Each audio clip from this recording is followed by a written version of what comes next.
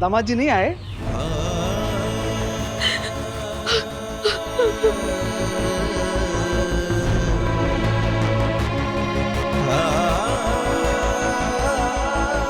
उषाताई, काय झाला? तू रो क्यों रही है?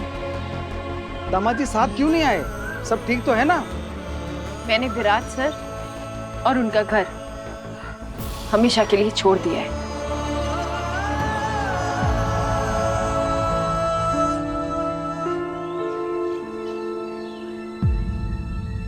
मतलब विराट कोई आदत है क्या जो तू ऐसे ही छोड़ देगी? नवरा है वो तेरा, सही तेरा और विराट का जन्मों जन्मों का बंधन बन चुका है। दामाद जी ने इस जन्मों के बंधन को पल भर में तोड़ दिया। लेकिन ऐसा कैसे कर सकते हो? उन्हें ताई से माफी मांगकर उन्हें वापस अपनाना ही पड़ेगा। अपने गांव की बेटी का ऐसा अपमान हम नहीं सहेंगे। वो सब तो ठीक है, लेकिन अब ये सही और उषाताई जाएंगे कहाँ? कहाँ जाएंगे मतलब? विराट सर को यहाँ आना पड़ेगा और सई को यहाँ से ले जाना पड़ेगा। जब अपनी मर्जी से सई की जिम्मेदारी उठाई थी तो पीछे कैसे हट सकते हैं? दादा चाहते थे कि सई की जिम्मेदारी आप लें। अगर आप नागपुर जाते हैं तो आपको सई को भी साथ लेकर जाना ही होगा। आप सई से शादी कर लीजिए। हम सब ने इस बारे में बहुत सोचा और हम सबका यही मानना है कि इससे बेहतर कोई हल हो ही नहीं सकता। काका, विराट सर ने अपनी मर्जी से मुझसे शादी नहीं की थी, आप लोगों ने मजबूर किया था उन्हें। आप क्यों रो रही हैं उषा मौसी? मैं ठीक हूं ना, सही सलामत हूं। वैसे भी ये दिन एक ना एक दिन तो आना ही था। प्लीज रोइए मत। सही, उषाताई, आप दोनों जितने भी दिन चाहो मेरे घर पे रह सकती हो। सही बेटा, विराट सर ने तुम्हें डॉक्टर बनाने की जिम्मेदारी ली थी और बीच में ही ऐसे छोड़ दिया। अब तुम करोगी क्या? और तुम्हारी पढ़ाई भी बीच में ही छूट जाएगी बेटा। कौन बोला कि मैं अपनी पढ़ाई छोड़ दूंगी?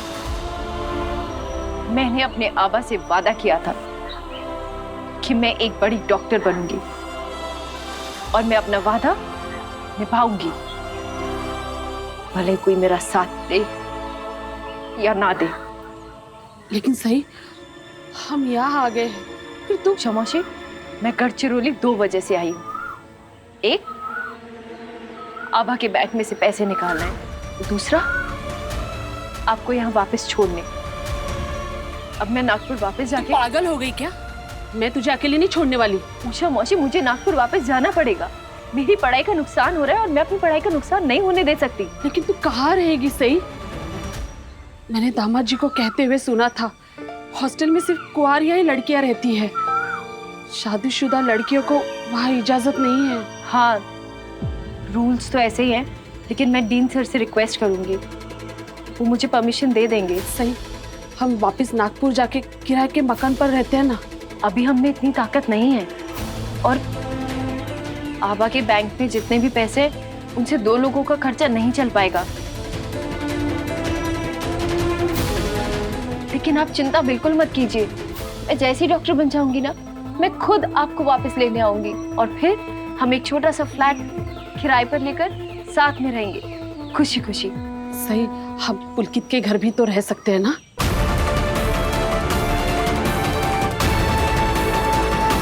नहीं उषा मौसी, हम उस घर में नहीं रह सकते, सिर्फ इसलिए कि मैंने देवी ताई और पुलकित सर की शादी करवाने में मदद की है। इसका मतलब ये नहीं कि उन्हें मेरी इतनी बड़ी मदद करनी पड़ेगी।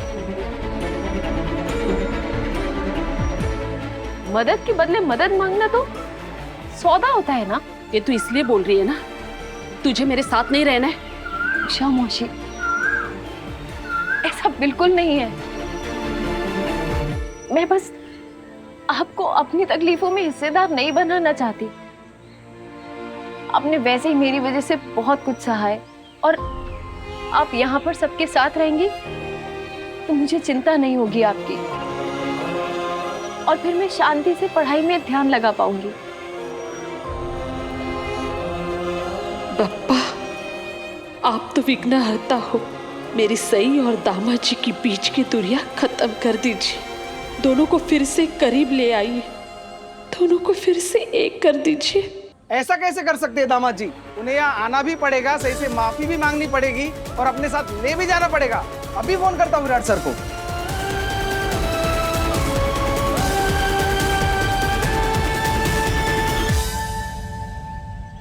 आप फोन नहीं करेंगे विराट सर को? विराट सर नहीं आने वाले।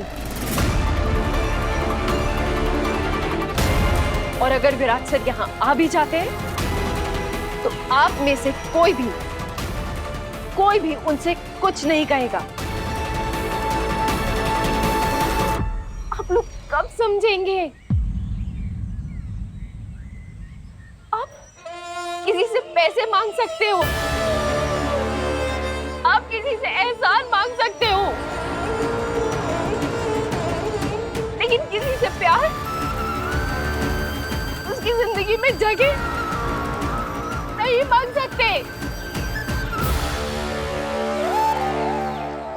विराट मुझसे कभी शादी नहीं करना चाहते थे। हाँ तो किस्मत वाले हैं दामाद जी जो उन्हें तू मिली। लेकिन वो कहते हैं ना कि अगर किसी को आसानी से भगवान मिल जाए तो वो भी भगवान से मंदिर जाने का रास्ता पूछकर आगे बढ़ जाता है। दामाद जी को ये एहसास नहीं है कि उन्होंने क्या खोया है। जब उन्हें मेरे होने की खुशी नहीं थी तो मेरे खोने का गम क्यों होगा? ऐसा नहीं है सही, मैंने देखा है दामाद जी को तेरी परवाह करते हुए, बिना किसी स्वार्थ के तेरा साथ देते हुए।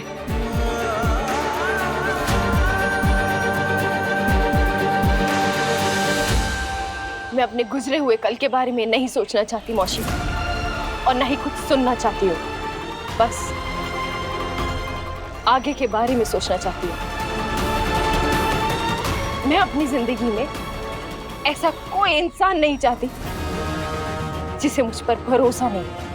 सही, अब इस बारे में और कोई बात नहीं होगी।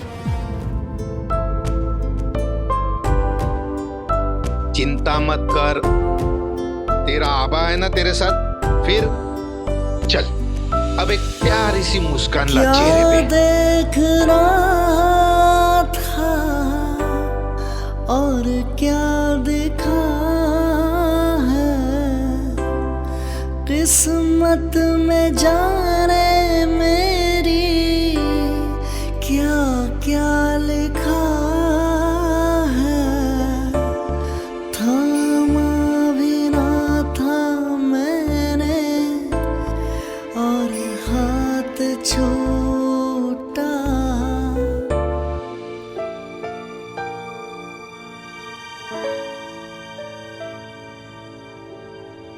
पापा,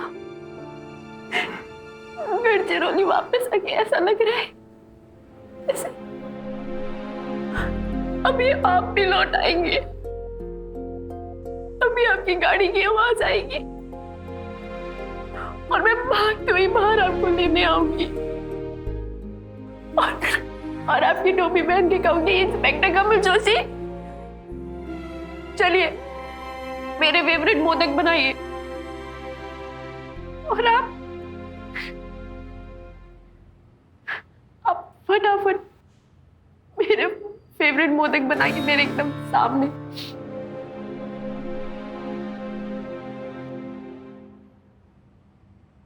सही दीदी, आपका फेवरेट मोदक आई ने खास आपके लिए बनाया है। खाइए ना दीदी, बहुत टेस्टी है।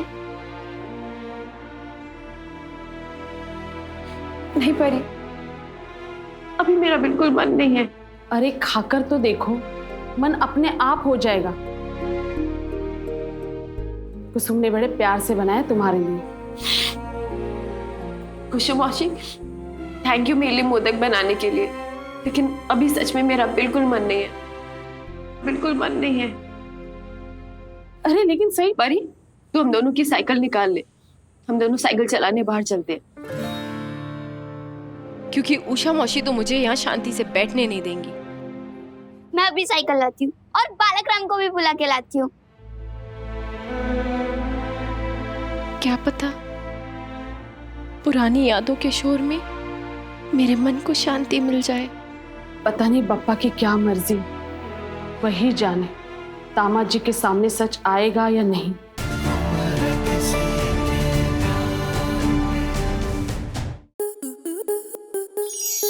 स्टार प्लस के ऐसे ही और बेहतरीन लम्हे देखने के लिए सब्सक्राइब करें हमारे YouTube चैनल को।